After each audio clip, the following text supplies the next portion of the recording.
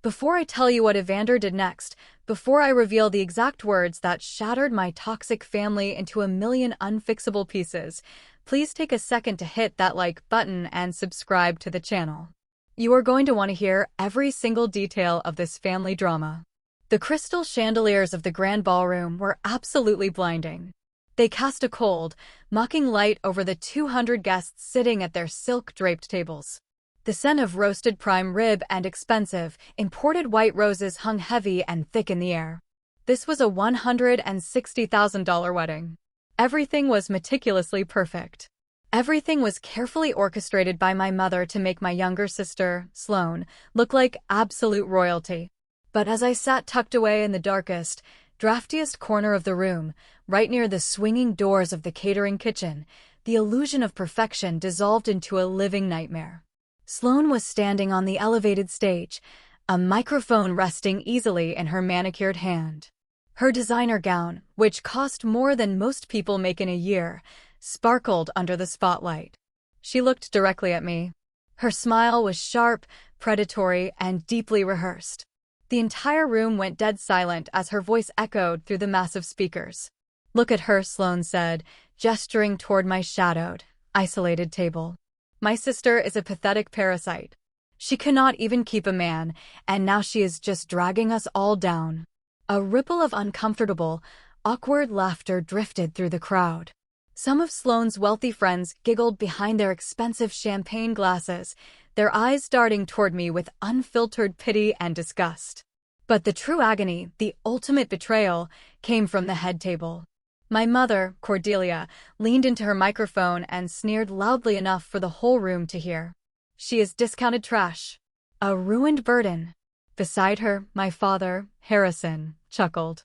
He actually raised a hand to cover his mouth to hide his amusement, nodding along with the public execution of his eldest daughter. I sat frozen. My throat closed up so tight I could not pull in a single breath of air. The humiliation was a physical weight pressing down on my chest, making my hands shake and my vision blur. But the real pain, the kind of pain that tears your soul apart and changes you forever, was not about me. It was the small, trembling hand gripping my arm. My 5-year-old son, Finnick, looked up at me with tears pooling in his wide, terrified eyes. He did not understand the cruelty of adults, he did not understand social status or toxic family dynamics, but he understood the mocking laughter. "Mommy," he whispered, his little voice cracking with pure fear. "Why do they hate us?" That question broke me. It shattered 32 years of deep, systematic conditioning. For my entire life, I had been the family punching bag. I was the invisible workhorse, the scapegoat, the one who absorbed all their venom, all their anger, and all their insecurities so they could pretend to the outside world that they were a flawless, perfect family. I accepted the terrible injustice because I thought that was just how family worked. I thought my silence bought their conditional tolerance. But watching my innocent boys suffer for their twisted entertainment changed something fundamental deep inside my chest. The fear vanished. The lifelong sadness evaporated into thin air. Only cold, hard, calculating fury remained. I realized right then and there that my patience had been a fatal mistake. To understand how my sister felt bold enough to humiliate me on the most important day of her life, you have to understand the museum of pain I grew up in. I am Delaney. I am 32 years old, a single mother and a veterinary surgical technician. My job requires endless patience, dealing with blood, trauma, and broken things. It is not glamorous. It does not pay for designer bags or luxury cars. It means long hours standing on my feet, comforting grieving families, and holding animals as they heal. But it is honest work, and I have always been proud of it. Growing up, the line between Sloane and me was drawn in thick, permanent marker. Sloane was the golden child. She was younger, louder, prettier in that conventional way, and fiercely demanding. My parents catered to her every whim, treating her demands as absolute law. Our house was a sprawling 2-story colonial in a very wealthy suburb. Sloane was given the massive master suite down the hall, complete with a walk-in closet, a private bathroom, and a beautiful bay window that looked out over the manicured gardens. I was put in the cramped attic room where the heating barely reached in the winter, and the summer heat made it feel like an oven. My furniture was old and mismatched, while Sloane's was ordered custom from expensive catalogs. The favoritism was not just about bedrooms and furniture.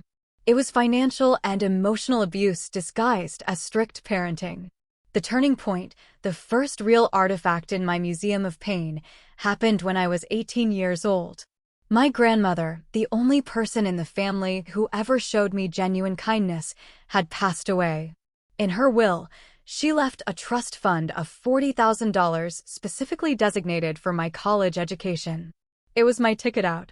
It was my chance to become a full veterinarian instead of just a technician. It was freedom. But a week after the money officially cleared the probate courts, my mother cornered me in the kitchen. She had legal transfer papers laid out on the marble island, a pen sitting right on top of them.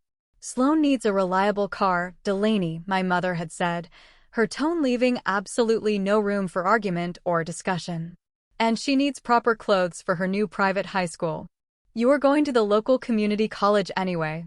You do not need this much money. It is selfish of you to hoard it when your sister has immediate needs. Sign it over." When I refused, when I begged her to let me keep the money my grandmother wanted me to have, the household turned into a psychological war zone. My father stopped speaking to me entirely, treating me like a ghost when he walked past me in the hallway. My mother threatened to kick me out on the street with nothing but the clothes on my back. She told me I was an ungrateful parasite who was tearing the family apart.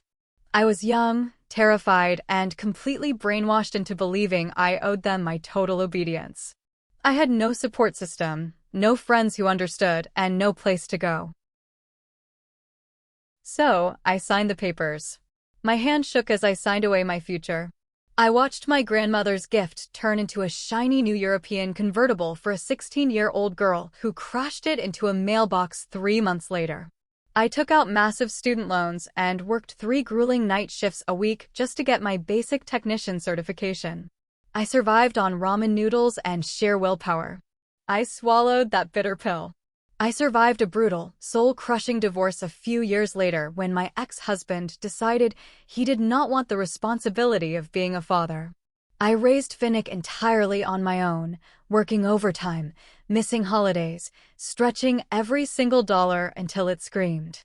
I kept my head down, believing that if I asked for nothing, if I stayed out of their way and demanded zero attention, they would eventually leave me in peace. But toxic families do not want peace. They want a target. They need a dumping ground for their own toxicity. And sitting in that freezing corner of the wedding ballroom, holding my crying son tightly against my chest, I knew I was completely done being their target. The cruelty did not start at the wedding. It was a steady, escalating campaign of disrespect that peaked 2 long months prior during a suffocating Sunday dinner at my parents' house. I rarely attended these family dinners anymore, finding excuses to work extra shifts or claim Finnick was sick, but my mother had insisted this time. She said they needed to discuss the wedding budget and demanded my presence, claiming it was a mandatory family meeting. I only went because Finnick had been asking about his grandfather, even though his grandfather barely acknowledged his existence. We were sitting around the heavy oak dining table. The table was covered in expensive crystal glasses, fine china, and a massive floral centerpiece that probably cost more than my weekly groceries. Sloane was holding court, as she always did. She is a luxury real estate broker, a job that perfectly suits her deep obsession with image, status, and ruthless networking.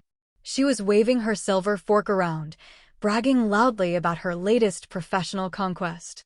"It is a massive equestrian estate just outside the city limits," Sloane boasted, tossing her perfectly styled hair over her shoulder and taking a sip of red wine. $3,200,000. It has huge pastures, a state-of-the-art barn, and a beautiful main house.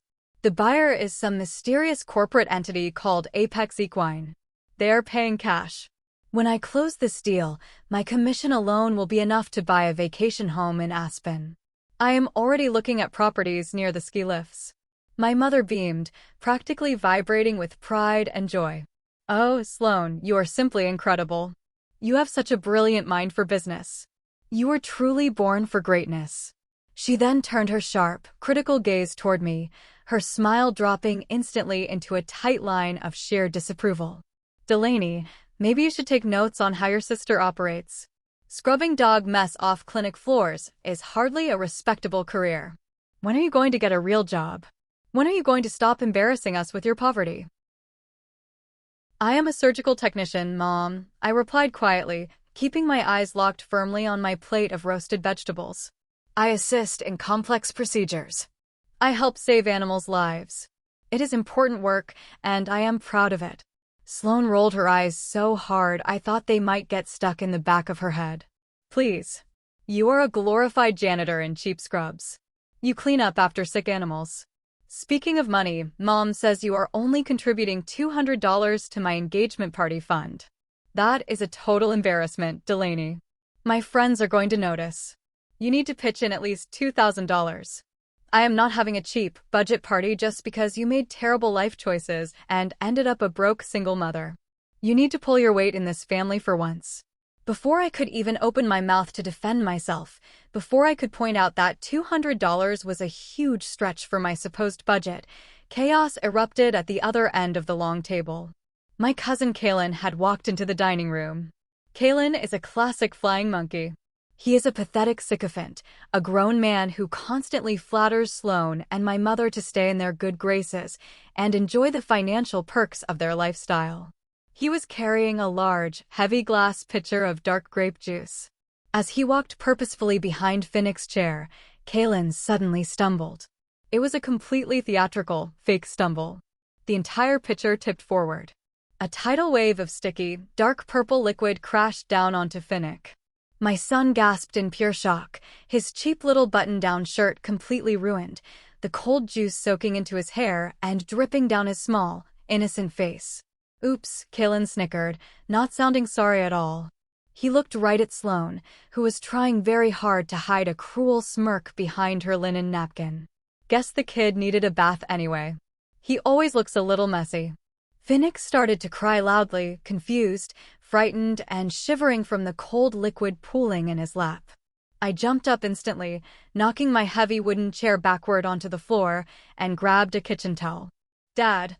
I yelled, looking at my father who was calmly chewing a piece of steak, completely ignoring the situation. Kalen just dumped juice all over Finnick on purpose. He did it on purpose. My father sighed heavily, setting his fork down with a look of extreme annoyance. Do not be so dramatic, Delaney. It was an accident. Quit making a scene and go clean the boy up. You are ruining your sister's expensive dinner with all this screaming. Stop being so hysterical. My hands shook violently as I wiped the sticky purple juice from my son's tear-stained cheeks. No one moved to help me. No one offered a single apology. They just watched us like we were an annoying television commercial interrupting their favorite show. They looked at us with mild irritation and complete apathy. The only person who moved was Aunt Beatrix. She is my mother's older sister, but they could not be more different if they belonged to entirely different species. Beatrix is a retired public school teacher, gentle, observant, and kind. She lives on a very strict fixed income and unfortunately sometimes relies on my mother for help with medical bills, which gives my mother terrible, cruel leverage over her. Aunt Beatrix quietly stood up, her joints popping slightly, walked over to me, and put a warm, comforting hand on my shaking shoulder. Let us go to the bathroom, Delaney, she whispered softly. Let us get him cleaned up. Once we were safely behind the closed bathroom door, away from the venomous stares and the toxic atmosphere of the dining room, Aunt Beatrix pulled a $50 bill from her worn, faded leather purse and pressed it firmly into my hand. Buy the sweet boy a new shirt on the way home, she said, her eyes incredibly sad and full of deep understanding. Delaney, you do not have to keep coming here. They are drowning you. You are a good mother and a good person. You need to pack up this boy and walk away before they break his spirit the exact same way they tried to break yours. I looked at the crumpled $50 bill in my hand. I hugged Aunt Beatrix tightly, burying my face in her shoulder, thanking her silently for her kindness. But as I turned on the warm water and washed the sticky juice out of my son's hair, a strange, incredibly calm clarity washed over my entire body. They mocked me because they thought I was hopelessly poor. They treated me like dirt beneath their expensive shoes because they believed I had no power, no resources, and no possible way to fight back against their influence. They thought they had trapped me in a box of eternal submission. But they were wrong. They were so spectacularly, wonderfully, hilariously wrong. They laughed at my cheap clothes, my quiet demeanor, and my battered old car. They thought I was a pathetic failure begging for their discarded scraps. But they had no idea about the massive secret I had been guarding for the past 3 years. They had no idea about the life I actually lived, the power I actually held, when I was not playing the role of the tragic, broke older sister. They called me a glorified janitor. They thought my demanding job at the veterinary clinic was a dead-end sentence of eternal poverty. What they did not know, what I had carefully and deliberately hidden from them, was that the clinic was no longer my primary source of income. It was just my passion project. 3 years ago, while working long, exhausting overnight shifts in the surgical ward, I noticed a severe, recurring problem. Dogs recovering from complex spinal surgeries were suffering unnecessarily because the standard rehabilitation harnesses available on the market were terribly designed. They put intense pressure on the wrong joints, slowing down the animal's recovery time and causing them immense, avoidable pain. I watched owners cry as their pets struggled to walk. So, I decided to fix it. I started tinkering in my tiny apartment kitchen late at night after Finnick went to sleep. I bought rolls of heavy-duty nylon straps, industrial-strength Velcro, and high-grade orthopedic foam. I spent months designing, sewing, testing, and redesigning a prototype. I called it the Finnick harness, named after my brave little boy who would sit patiently on the floor and hand me scissors while I worked, cheering me on in his own little way. I tested the prototype at the clinic with my boss's enthusiastic permission. The results were absolutely miraculous. Recovery times dropped significantly. The animals were vastly more comfortable, able to support their weight without straining their delicate spines. Word spread quickly in the specialized veterinary community. Articles were written in trade magazines. A year later, a massive, global veterinary medical supply corporation approached me. They did not just want to buy a few harnesses. They wanted the exclusive patent. They wanted the global manufacturing and distribution rights. I did not go into the meeting blind. I hired a brilliant, ruthless corporate lawyer named Mr. Vance, whom I found through a wealthy client at the clinic. I negotiated extremely hard. When the ink finally dried on the massive contract, I walked away with $4,500,000. I was rich. Not just comfortable, not just doing okay, but wealthy in a way my status-obsessed, image-conscious family could only dream of. But I made a very conscious, calculated decision the very day that enormous sum of money hit my bank account. I told absolutely no one. I kept my job at the clinic because I truly loved the animals and the routine grounded me. I stayed in my modest 2-bedroom apartment with the creaky floors. I continued to drive my 10-year-old Honda Civic with the squeaky brakes and the faded paint job. I hid my wealth because I knew exactly, with terrifying precision, what my family would do if they found out. My mother would suddenly discover a deep, unbreakable maternal bond with me and demand I buy her a luxury vacation home in Europe. My father would decide he desperately needed a yacht. Sloane would expect me to fund her lavish, superficial lifestyle and pay off all her credit card debt. And if I dared to say no, they would drag me through the mud, launch a smear campaign, and maybe even try to sue for grandparents' rights just to get access to Finnick and use him as leverage. I wanted to teach my son the genuine value of hard work, not the sickening entitlement that poisoned my sister. But the universe has a hilarious, poetic sense of irony. My wealth was not just sitting passively in a high-yield bank account. I wanted to build something meaningful with it. I wanted to open a massive, advanced veterinary rehabilitation center, a specialized place with indoor hydrotherapy pools, underwater treadmills, and wide-open green pastures for recovering animals. I needed a very specific type of property to make this dream a reality. I worked closely with Mr. Vance to set up a blind trust and an anonymous shell company called Apex Equine LLC. We spent months secretly touring properties, looking for the perfect location. Finally, we found it. A massive, breathtaking equestrian estate just 30 minutes outside the city. The asking price was $3,200,000. Yes, the very same estate Sloane was currently brokering. The very same multi-million-dollar deal she was aggressively bragging about at the dinner table. She thought she was reeling in a mysterious, faceless billionaire client. She thought this deal was going to pay for her extravagant wedding, her Aspen vacation home, and cement her status as a top-tier luxury broker. She had absolutely no idea she was working directly for the sister she had just called a pathetic broke single mother. If you have ever had to hide your success, your money, or your happiness because you knew your toxic family would immediately try to steal it or destroy it, leave a comment down below saying I understand. Because hiding in plain sight, pretending to be small so others can feel big, is one of the hardest, most exhausting things you can do. But what I was about to do next was going to make every single second of that exhaustion worth it. I was going to let Sloane process all the heavy paperwork. I was going to let her taste the sweet victory of that massive commission. I wanted her to feel incredibly secure, floating on a cloud of arrogance, right up until the last possible second. The day after the terrible juice incident at dinner, I sat in my beat-up Honda Civic outside the veterinary clinic, the engine idling roughly, and called my lawyer, Mr. Vance. "Delaney," he answered immediately, his voice crisp, professional, and efficient. "Good news. The seller has officially accepted our final terms on the estate. We are set to close and transfer the funds on the Monday after your sister's wedding." The broker, Sloane, is practically doing backflips pushing the paperwork through.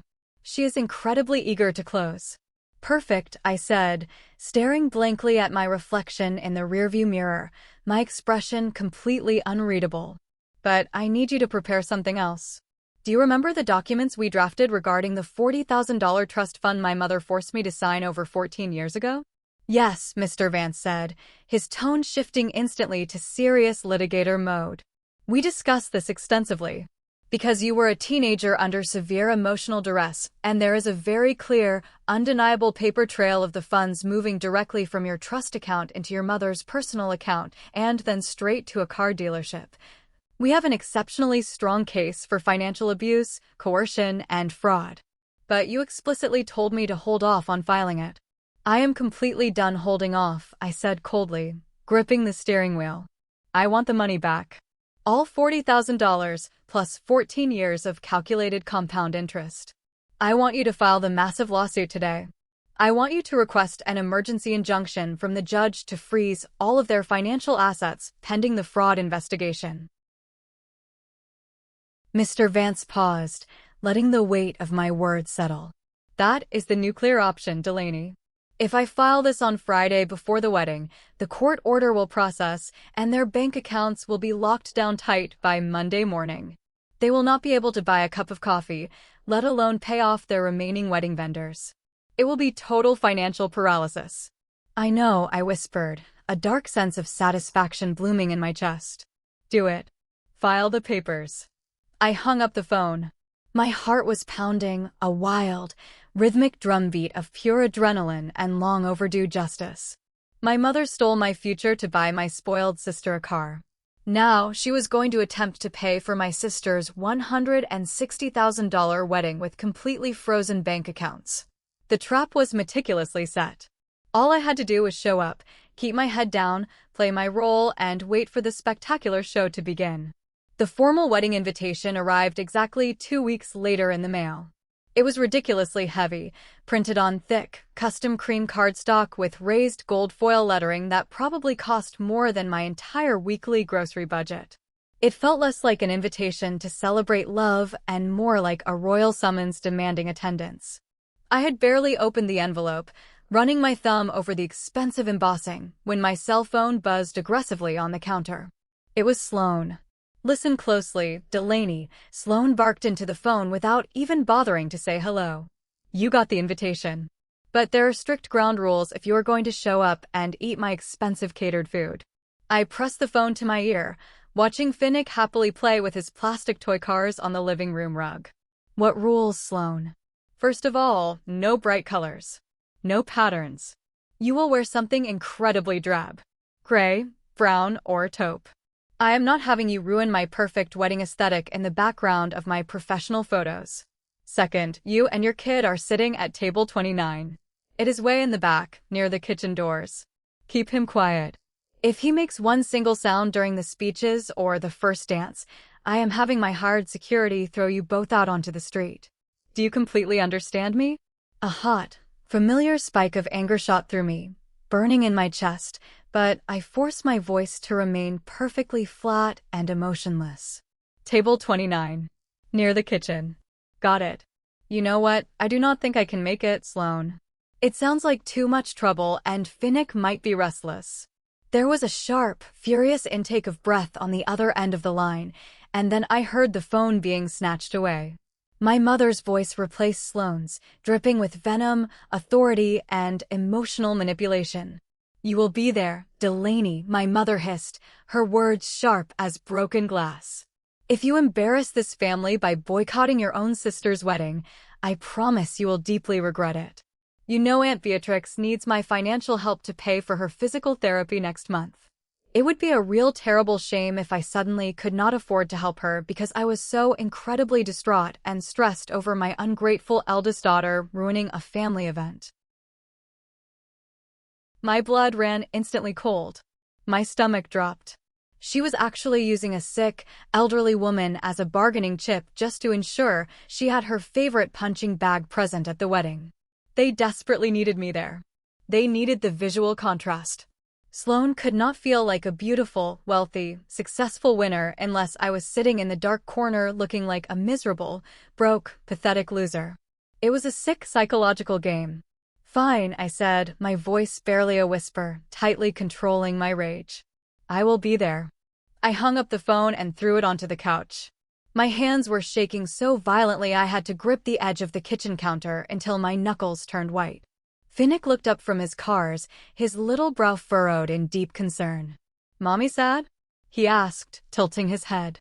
No, baby, I said, forcing a wide, fake smile and kneeling down to kiss his warm forehead. Mommy is not sad.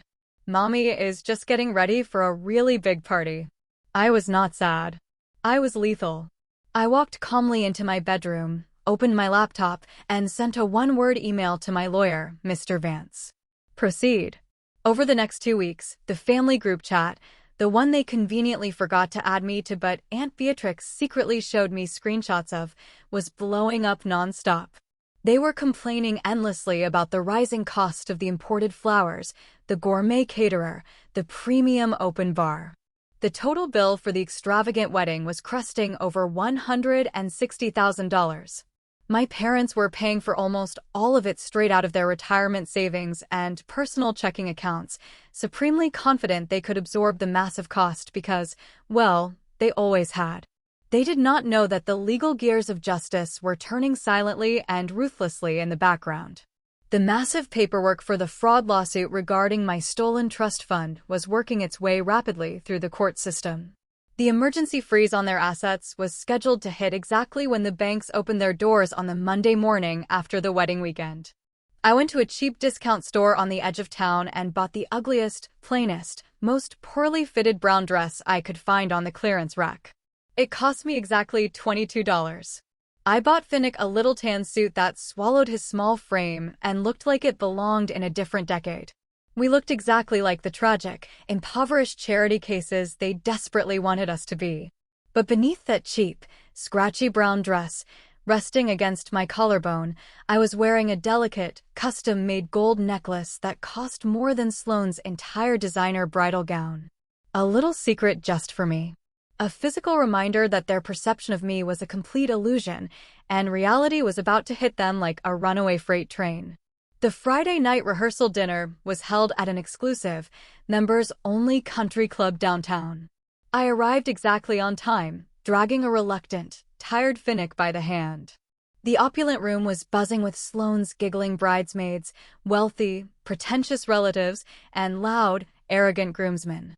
I found our assigned seats at the very end of a long, narrow table, furthest away from the bride and groom, practically in the hallway. For the first hour, we were completely and utterly ignored. Waiters passed around silver trays of expensive, bite-sized appetizers, but conveniently skipped our end of the table every single time. I sat there in my dull clothes, feeding Finnick plain crackers from my purse to keep his stomach from rumbling and to keep him quiet. That was when I noticed Evander, the groom, watching us intently. Evander was a structural engineer. He was a quiet, deeply analytical man who always seemed a bit out of place in my family's loud, chaotic, attention-seeking orbit. He wore a perfectly tailored suit but still had faint traces of dirt under his fingernails from visiting construction sites. He had always been polite to me during the few times we met, but we had never shared more than a passing hello. I watched closely as Evander excused himself from a conversation with my boasting father and slowly walked down the length of the crowded room toward our isolated, depressing corner. He did not look at me at first. He crouched down right in front of Finnick, his knees popping slightly. "Hey, buddy," Evander said softly, pulling a small, plastic yellow construction truck out of his expensive suit pocket. "I found this at a job site today. I thought maybe you could use it to build a cool fort under the table." Finnick's eyes lit up like fireworks. He grabbed the truck with a massive, genuine grin. "Thank you." Evander smiled, a genuine, warm smile that reached his eyes, and then stood up to look at me. His expression sobered instantly. He glanced around the noisy room, taking in the way my family deliberately kept their backs turned to us, pretending we did not exist. "Do they always treat you like this?" Evander asked, his voice low enough that only I could hear over the clinking of glasses. "Like you were the hired help? Like you were invisible?" I looked at him, really looked into his eyes. I could see the gears turning in his highly analytical brain. He was observing the data, and the data was ugly. I decided to give him a piece of the raw truth. "You are a structural engineer, Evander," I said calmly, picking up my water glass and swirling the ice. "Let me ask you a professional question. What do you do when you are hired to build a beautiful, multi-million-dollar mansion, but you discover the foundation deep underground is completely rotting from the inside out?" Evander frowned, his brow furrowing as he considered the metaphor. "You do not build on it. You tear it down. If you ignore it, it eventually collapses and destroys everything and everyone inside." I took a slow sip of my water and looked directly into his eyes, dropping the polite facade. "This family is a rotting foundation, Evander. They cover up the decay with expensive wallpaper, designer clothes, and crystal chandeliers. They use me to absorb the cracks and bear the weight of their toxicity. But the rot is incredibly deep. You are about to sign a lifelong, legally binding contract to live inside this house. I sincerely hope you know what you are doing." Evander stared at me for a long, silent moment. He looked back at Sloane, who was currently yelling at a waiter because her white wine was not chilled to the exact right temperature. He looked at my mother, who was glaring at us with undisguised disgust and suspicion. Then he looked back at Finnick, happily playing with his toy truck on the carpet. "I appreciate the warning, Delaney," he whispered softly, his jaw tightening. He walked back to the head table, his posture incredibly rigid. The rest of the rehearsal dinner passed in a blur of fake, boastful speeches and forced, empty laughter. As I was bundling Finnick into his coat to leave the club, my phone vibrated in my purse. It was a text message from Mr. Vance. "The judge formally signed the emergency injunction late this afternoon. The asset freeze will hit their accounts automatically at 8 a.m. Monday. The Apex Equine closing is set for 10 a.m. Sleep well." I looked across the room one last time. Sloane was laughing loudly, tossing her head back, completely intoxicated by her own perceived power and importance. My mother was holding court, acting like the undisputed queen of high society. They thought tomorrow was going to be the crowning achievement of their lives. They had absolutely no idea they were standing proudly on a trapdoor, and my hand was resting firmly on the lever. Saturday arrived with a violent, dark thunderstorm that soaked the city, but inside the grand ballroom of the luxury hotel, it was a completely manufactured paradise. Yards of white silk draped elegantly from the high ceiling, thousands of imported roses formed massive walls of flowers, and a professional string quartet played elegant classical music in the corner. The room was packed tight with 200 of the city's elite, politicians, and wealthy socialites. I walked in wearing my clearance rack brown dress, clutching Finnick's small hand tightly. The hostess took one judgmental look at our cheap attire, checked her gold-plated clipboard, and gave us a sickeningly pitying smile. "Table 29, she murmured coldly. "Right this way, in the back." Table 29 was exactly where Sloane promised it would be. It was wedged awkwardly between a massive structural pillar and the loud, swinging double doors of the catering kitchen. Every single time a waiter rushed in or out, a blast of hot air, shouting chefs, and the smell of industrial dish soap washed over us. Our table mates were some distant, elderly relatives who were half-deaf and ignored us completely, choosing to stare at the centerpieces instead. The ceremony was a blur of expensive, hollow vows and fake, perfectly dabbed tears. Then came the reception. My parents made their grand entrance to roaring applause, waving to the crowd like celebrities walking a red carpet. Sloane and Evander followed. Sloane looked triumphant, a massive diamond glittering on her finger. Evander, however, looked incredibly pale.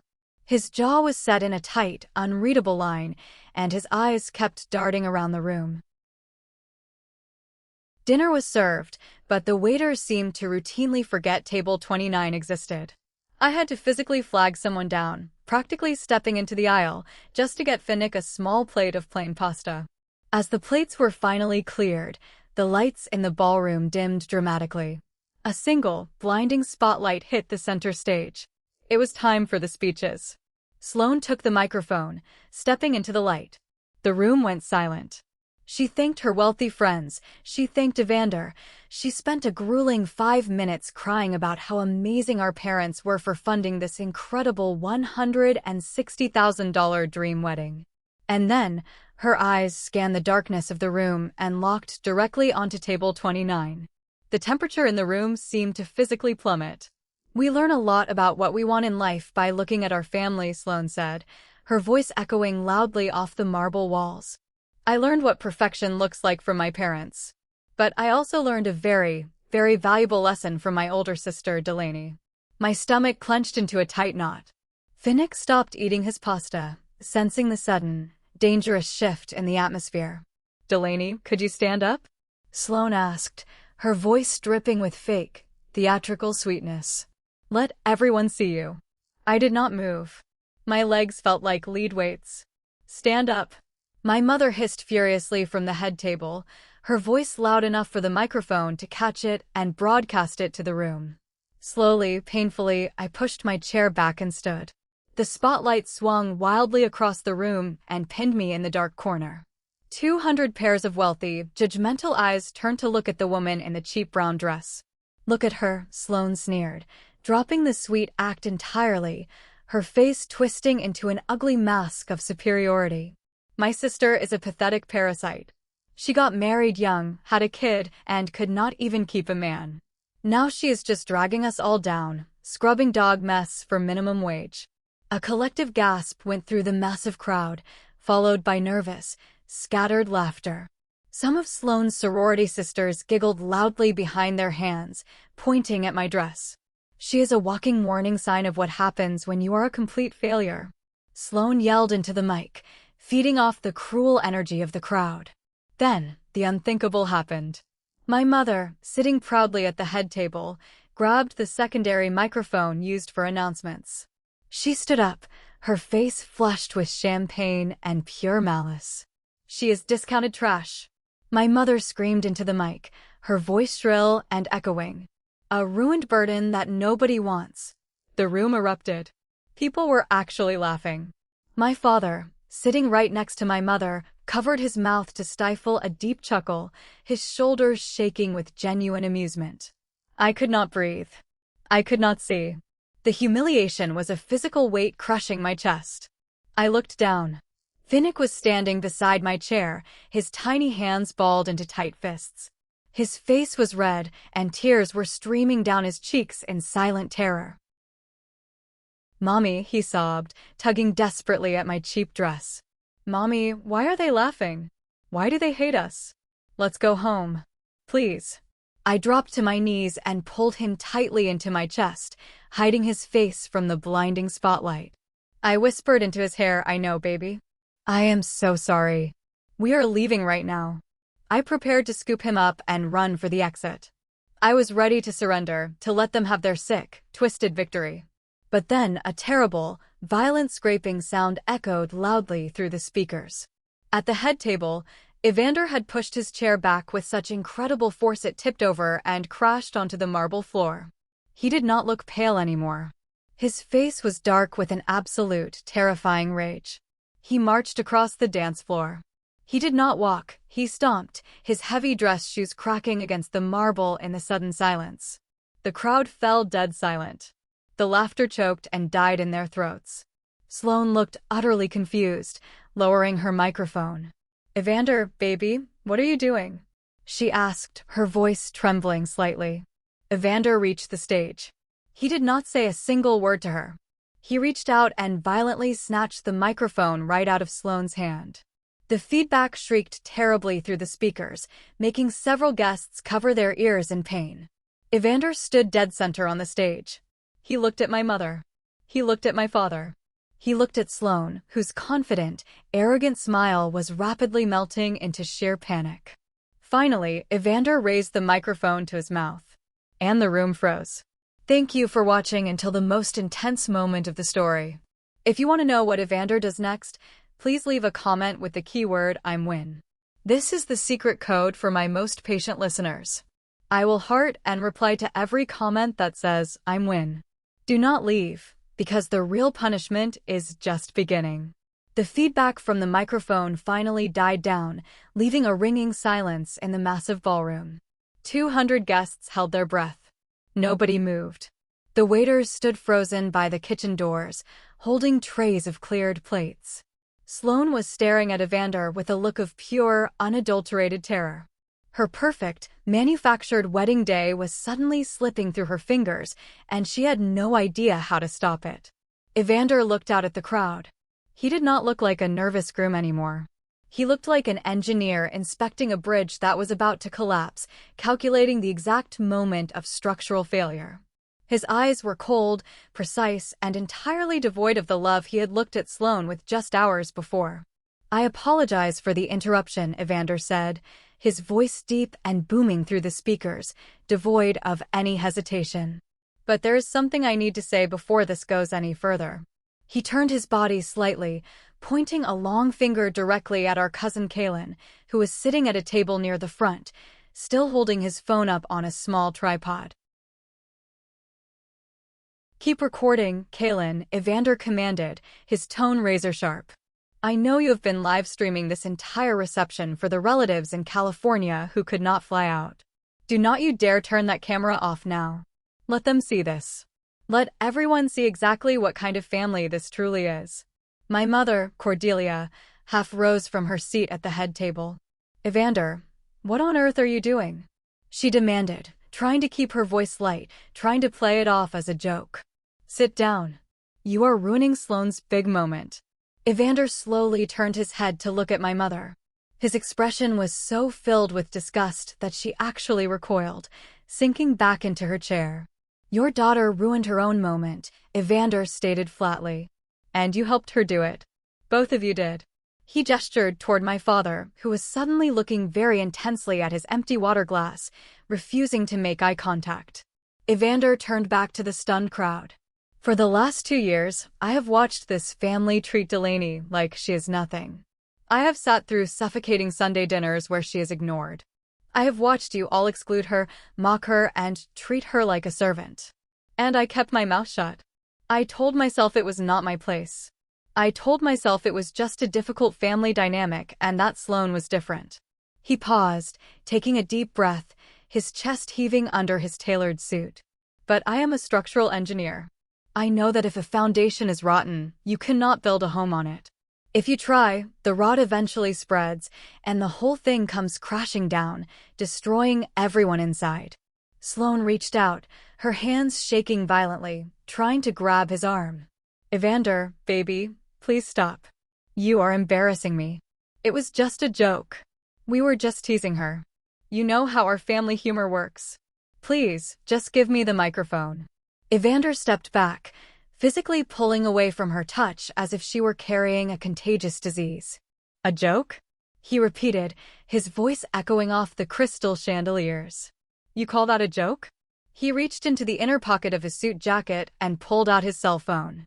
"Last night, after the rehearsal dinner, my phone died," Evander explained to the silent room. "I borrowed Sloane's iPad to check an urgent email from my boss. But the iPad was still open to a group text message. A group chat titled The Real Family.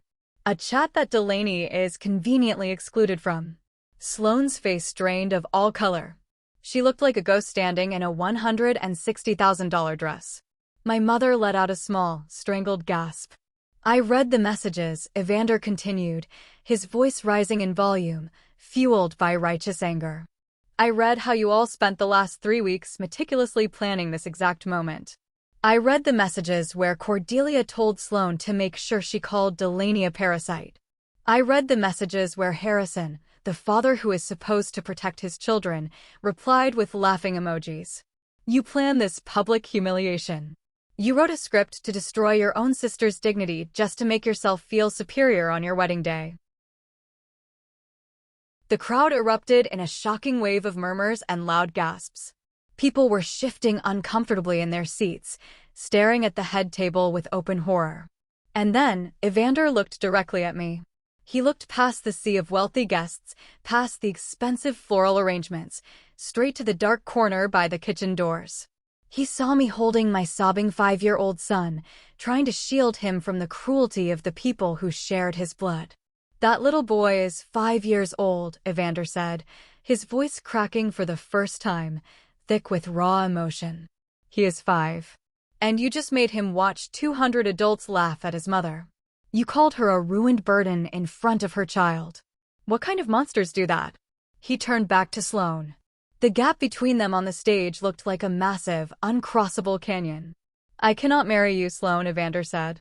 The words dropped like heavy stones into a quiet pond. "I will not marry you. I will not tie my life, my future, or my potential children to a family that operates on cruelty and malice. This wedding is over." The collective gasp from the 200 guests was deafening. Sloane let out a horrific, guttural scream, covering her face with her hands. Evander set the microphone down on the stage. He did not drop it. He set it down carefully, deliberately. He stepped off the stage, walked down the center aisle without looking back, pushed through the heavy wooden double doors of the ballroom, and disappeared into the rainy night. The dam broke. The ballroom descended into pure, unadulterated chaos. Guests were standing up, grabbing their coats, whispering furiously to one another. The string quartet had long since packed up their instruments and fled. But the real storm was brewing at the head table. My mother, Cordelia, was on her feet. Her face was twisted into a mask of unprecedented rage. Her expensive silk gown swirled around her ankles as she stormed across the dance floor, zeroing in on table 29. My father was right behind her, his face stark red. I stood up slowly, still holding Finnick tightly against my hip. I was not trembling anymore. The fear that had controlled me for 3 decades was gone, replaced by a cold, impenetrable armor. "What did you do?" My mother shrieked as she reached our table, jabbing a manicured finger so close to my face I could smell her expensive perfume. "What did you say to him?" "You ruined your sister's wedding. You poisoned him against her." "I did not say anything to him, Mom," I replied, my voice dangerously calm, cutting through her hysterical screaming. "He read your group chat. He saw your true colors. He saved himself. You are a liar," Sloane screamed. She had followed our parents across the room, struggling to walk in her massive gown, her makeup running down her face in thick, black streaks. "You have been jealous of me since we were kids. You could not stand seeing me happy and wealthy, so you destroyed the best day of my life." My father grabbed my arm, his grip bruising and harsh. "You are going to fix this, Delaney. You are going to go outside, find Evander, and tell him you made the whole thing up. You are going to beg him to come back inside and marry your sister." I looked down at my father's hand gripping my arm. I did not pull away. I just stared at his hand until he slowly, uncomfortably, let me go. "I am not fixing anything, Dad," I said, raising my chin. You broke it. You all broke it when you decided to use me as your favorite punching bag. And you know what the funniest part is? You think Evander leaving is the worst thing that is going to happen to you today. My mother narrowed her eyes, breathing heavily. What are you talking about, you ungrateful wretch? I shifted Finnick to my other hip, reached into my cheap brown purse, and pulled out my cell phone. I opened the email from Mr. Vance, the legal document containing the judge's official seal, and held the bright screen up for my parents to see. I want you to read this, Mom, I demanded softly. Cordelia squinted at the screen. Her eyes scanned the legal jargon, the bolded words, the official court stamps.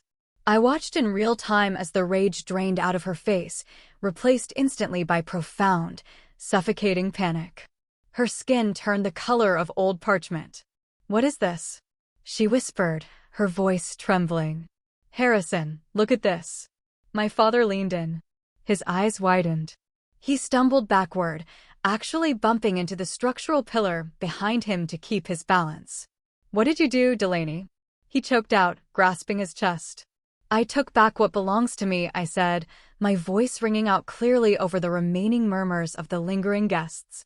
14 years ago, you forced me to sign over a $40,000 trust fund my grandmother left for my education. You used it to buy Sloan a car. You stole my future. That is ancient history. My mother shrieked, looking around wildly. We are family. You cannot sue us.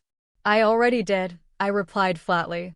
And, because there is irrefutable proof of financial coercion and fraud, the judge granted my lawyer's request for an emergency injunction. As of yesterday afternoon, every single one of your bank accounts, your retirement funds, your investment portfolios, and your credit lines are completely frozen. Sloan gasped, clutching her chest. What? You heard me, I said, turning my cold gaze to my sister. The accounts are locked. And since you threw a $160,000 wedding and expected to pay the final vendor invoices on Monday morning, I suggest you start figuring out how you are going to wash dishes to pay off the caterer. Because you have $0 and 0 cents to your name right now. My father looked like he was going to be physically sick. Delaney, please. The hotel requires the final $70,000 payment tomorrow. If the accounts are frozen, they will take us to court. They will put a lien on the house. We will lose everything. You should have thought about that before you sat there and laughed while your wife called me a ruined burden in front of my son, I whispered, feeling no pity, no remorse, nothing but the clean, sterile feeling of a surgical room after a successful operation. Sloan was hyperventilating. She was leaning against the table, her chest heaving, her perfectly styled hair now a tangled mess around her shoulders. But the deep-rooted arrogance of the golden child is a hard thing to kill. Even faced with the financial ruin of our parents, her mind immediately scrambled for a way to assert her dominance, to prove she was still the winner. I do not care. Sloan suddenly screamed, her voice shrill and unhinged. I do not care about your stupid lawsuit. I do not care about the wedding money. She pushed past our mother and stepped right into my personal space, glaring at me with wild, bloodshot eyes. You think you have won, Delaney? You think freezing Mom and Dad's accounts makes you powerful? You're still a nobody. You are still a broke, single mother scrubbing floors. Sloan threw her head back and let out a manic, desperate laugh. I am closing a $3,200,000 real estate deal on Monday morning. My commission alone will pay off this entire wedding twice over. I will pay the hotel myself. I will buy a new house. I will be richer and more successful than you will ever be in your entire pathetic life. I stood there, letting her scream, letting her empty all her ammunition. When she finally ran out of breath, panting heavily, I smiled. It was a small, quiet smile. I slowly opened my purse again. I bypassed my phone and reached into a thick manila envelope I had brought with me. I pulled out a heavy stack of legal documents, bound with a thick blue legal cover. I looked past Sloan and scanned the remaining crowd. Standing near the exit, looking incredibly uncomfortable and eager to leave, was a tall man in a sharp silver suit. It was Declan, the managing director of Sloan's luxury real estate firm. He had been invited as a VIP guest. Declan, I called out clearly. The man froze, turning to look at me. Could you step over here for a moment? This concerns your firm. Sloane looked over her shoulder, confusion warring with panic on her face. What are you doing? Leave my boss out of this. Declan cautiously walked over, his professional mask firmly in place, though his eyes darted nervously between the crying bride and the screaming parents. Yes? He asked stiffly. I was just leaving. This seems like a private family matter. It was until it became a matter of professional ethics, I said smoothly. I handed Declan the thick stack of documents. I want you to review the signatures on page 4 and page 7. Declan frowned, pulling a pair of reading glasses from his pocket. He flipped through the heavy pages. His eyes scanned the text rapidly. He looked at the signature, then looked up at me, his jaw dropping slightly. These are the purchase agreements for the Apex Equine Estate, Declan said, his voice hushed with disbelief. He looked at me, truly seeing me for the first time. You are the CEO of Apex Equine LLC? You're the buyer? Sloane let out a sound like a wounded animal. No, that is impossible. You are a veterinary tech. You do not have $3 million. You are lying. Declan ignored her. He looked at the embossed seal of my corporate lawyer, verifying the authenticity of the documents. Ms. Ingram, he said, addressing me with sudden, deep respect. We were scheduled to execute the final wire transfer on Monday morning. Is there a problem? Yes, there is a massive problem, I replied, my voice echoing in the quiet room. As the founder and CEO of Apex Equine, I demand the highest standard of ethical behavior from the people I do business with. Tonight, I have witnessed your lead broker, Sloane, engage in horrific psychological abuse, public defamation, and profound cruelty. I looked Sloane dead in the eyes. Her face was completely slack. The realization was hitting her, a crushing weight tearing down her entire reality. I am officially terminating the purchase agreement, I announced clearly. I am pulling out of the deal entirely due to the unethical and morally bankrupt behavior of your broker. I will not hand over a single dime of my company's money to someone who treats human beings like garbage. Sloane collapsed. She literally fell to her knees on the marble floor, the heavy layers of her Vera Wang gown pooling around her like a deflated parachute. She buried her face in her hands and began to sob uncontrollably, realizing that her grand commission, her Aspen vacation home, and her only way to pay off the wedding debt had just vanished into thin air. Declan did not offer Sloane a helping hand. He looked down at her with pure professional disgust. He closed the legal folder and handed it back to me. I deeply apologize for this experience, Ms. Ingram, Declan said formally. Our firm prides itself on integrity. Sloane, you do not need to come into the office on Monday. Or ever again. Your employment is terminated effective immediately. We will mail your personal belongings to your apartment. Declan turned on his heel and walked briskly out of the ballroom. I looked down at my family. My mother was sitting on a nearby chair, clutching her chest, weeping loudly. My father was staring blankly at the wall, a broken man. Sloane was a sobbing mess on the floor, surrounded by the ruins of her fake empire. I bent down and picked Finnick up, settling him comfortably on my hip. He rested his tired head on my shoulder, wrapping his small arms around my neck. Let us go home, sweetie, I whispered to him. We are done here. I walked away from table 29. I walked past the beautiful floral centerpieces, past the head table and out the grand double doors. I did not look back. Not even once. The fallout was rapid, brutal, and entirely public. I did not have to lift a single finger to ruin their social standing. They had done it all themselves, perfectly preserved in high-definition video. Remember Kaylin? The sycophant cousin who spilled juice on my son and was live-streaming the wedding? In his panic after Evander yelled at him, Kaylin had fumbled with his phone and accidentally hit the post button instead of delete. The entire 20-minute video of the speech, Evander's rebellion, and the agonizing aftermath was uploaded directly to his public Facebook page.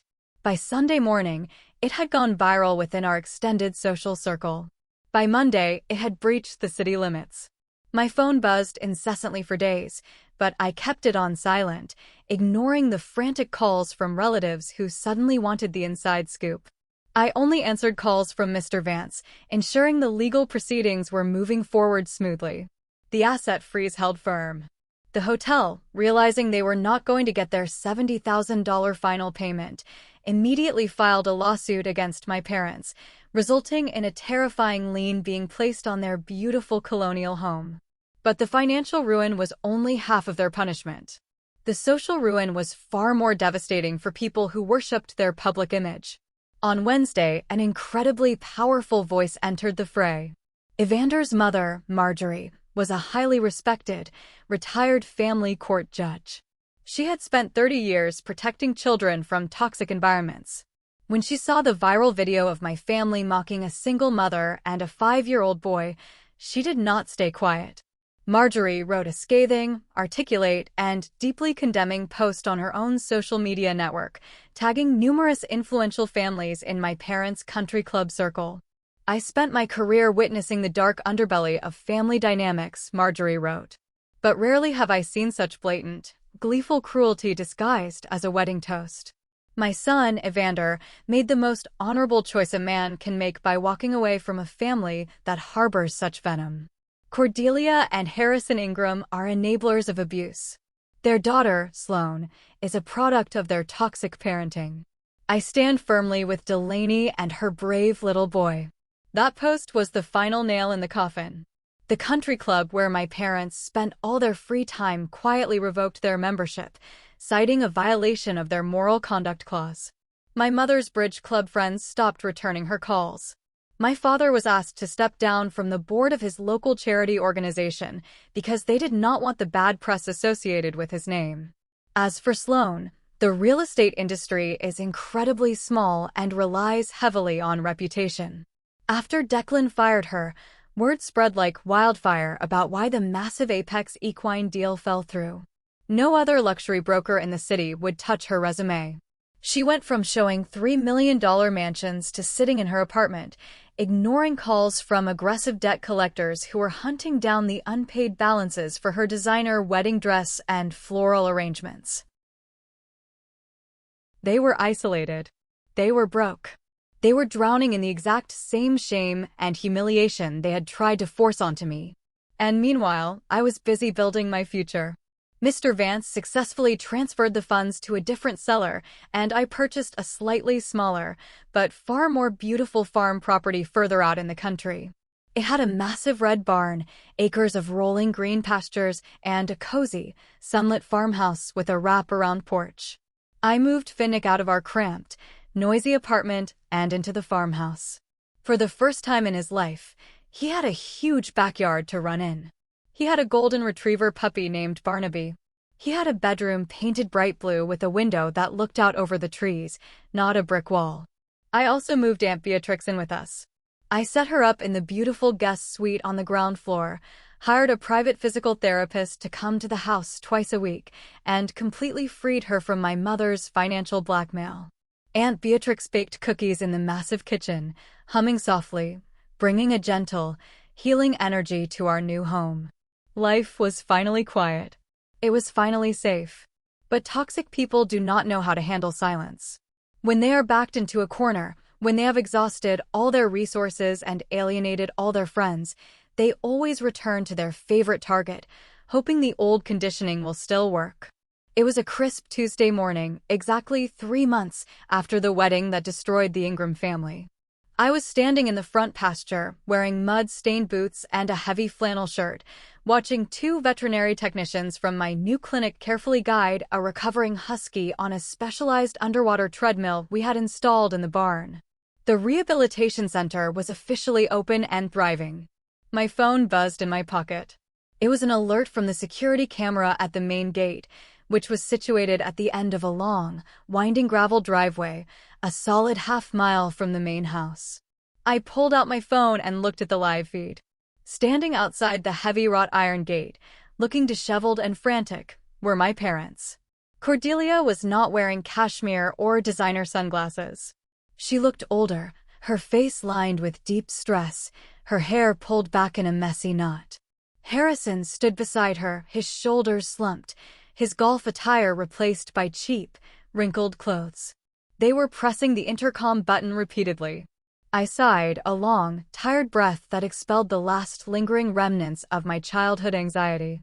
I told the technicians to keep working.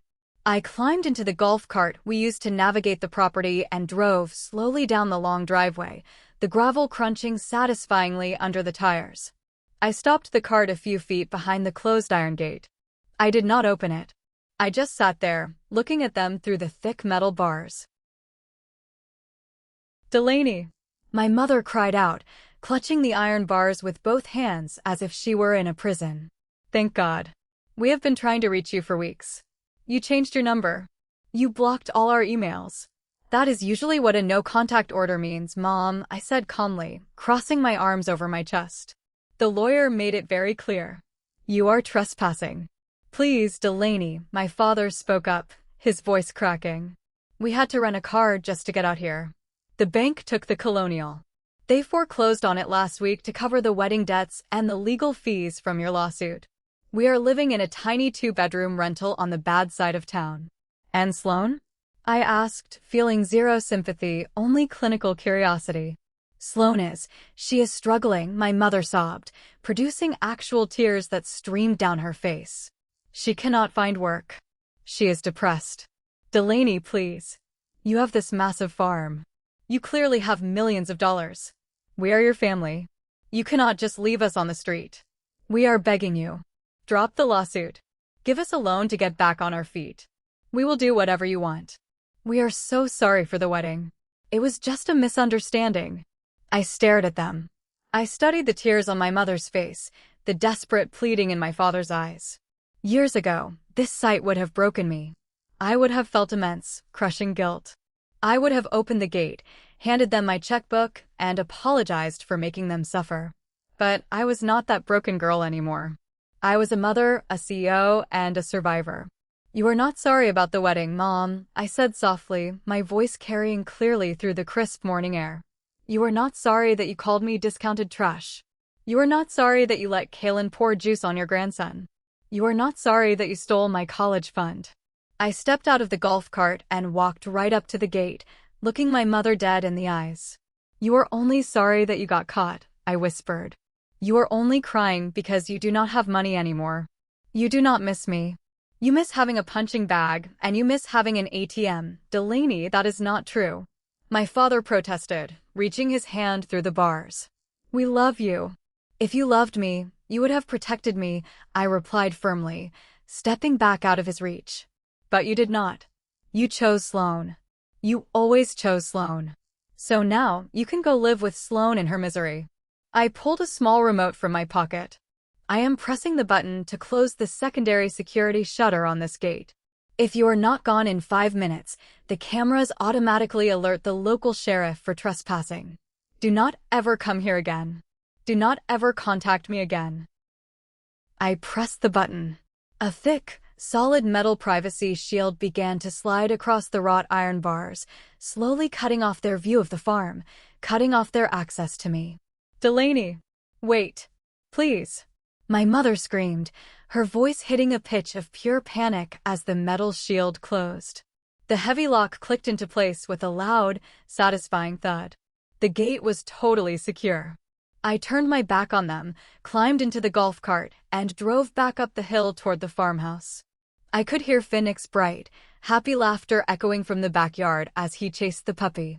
The sound washed over me, completely drowning out the faint, pathetic cries coming from the other side of the gate. They were locked out of my world forever. It has been exactly 1 year since the wedding that changed everything. I am sitting on the wide, wrap-around porch of the farmhouse, holding a mug of hot coffee, watching the morning mist roll off the green pastures. The Veterinary Rehabilitation Center is fully booked for the next 6 months. We have a dedicated staff of incredibly passionate technicians and doctors who specialize in healing broken animals. Finnick turned 6 years old last month. We threw a massive dinosaur-themed party in the barn. He invited his entire kindergarten class, and Aunt Beatrix baked a 3-tier chocolate cake shaped like a T-Rex. He was so happy, so deeply secure in his life, that my heart nearly burst just watching him blow out the candles. The morning of his birthday, a delivery truck pulled up the driveway. The driver handed me a large, heavy package. There was no return address, just a simple note taped to the top of a beautifully illustrated, premium encyclopedia of prehistoric dinosaurs. The note read, "For the bravest kid I know. Keep building those forts. Evander." He remembered the toy truck. He remembered Finnick. I smiled, feeling a deep wave of warmth for the man who had the courage to walk away when it mattered most. I heard through the grapevine that Evander had moved to the West Coast, taking a senior engineering job in Seattle. He was doing well, entirely free of the toxic web my family had tried to trap him in. I never called him to thank him, knowing that sometimes, clean breaks are the healthiest way to honor the past. But I put the book on Finnick's nightstand, deeply grateful for his kindness. As for my wealth, I finally stopped hiding it, but I did not flaunt it either. I used a large portion of the profits from the Finnick harness patent to establish a local foundation. We provide emergency financial grants to single mothers trying to escape abusive households, helping them secure housing and legal representation. It is my way of reaching back into the dark corner I used to live in and pulling someone else out into the light. I still do not speak to my parents or my sister. The lawsuit regarding my stolen trust fund was settled out of court. Their remaining assets were liquidated to pay me back the $40,000 plus interest. I took that money, every single cent of it, and deposited it directly into a high-yield trust fund for Finnick. He will have the college education they tried to steal from me. They live quietly now, forced into a reality they always felt they were too good for. I do not hate them anymore. Hate takes too much energy, too much focus. I simply do not care. They are strangers who share my DNA, nothing more. If you had told me a year ago that I would stand in front of 200 wealthy people, publicly humiliate my parents, destroy my sister's wedding, and financially ruin my entire family, I would have told you that you were crazy. I grew up believing that family was an unbreakable bond, that blood meant enduring endless pain just to keep the peace. I believed that setting boundaries made me a selfish, bad daughter. I was so profoundly wrong. Family is supposed to be a safe harbor. It is supposed to be the place where you are celebrated, protected, and valued, not tolerated, mocked, and weaponized. Malmu kong taunan jia din, su tun trongba tinu thuang wa taunan du du. Sometimes, the absolute bravest, most necessary thing you can do is recognize that the people who call you family are actually the ones holding your head underwater. Sometimes, cutting off toxic tumors labeled relatives is the only way you can save your own life. I chose my son. I chose my dignity. I chose peace over performance. And that choice saved us both. So, here is my question for you, the jury of the internet. There are still a few distant relatives who occasionally try to message me, telling me I went way too far.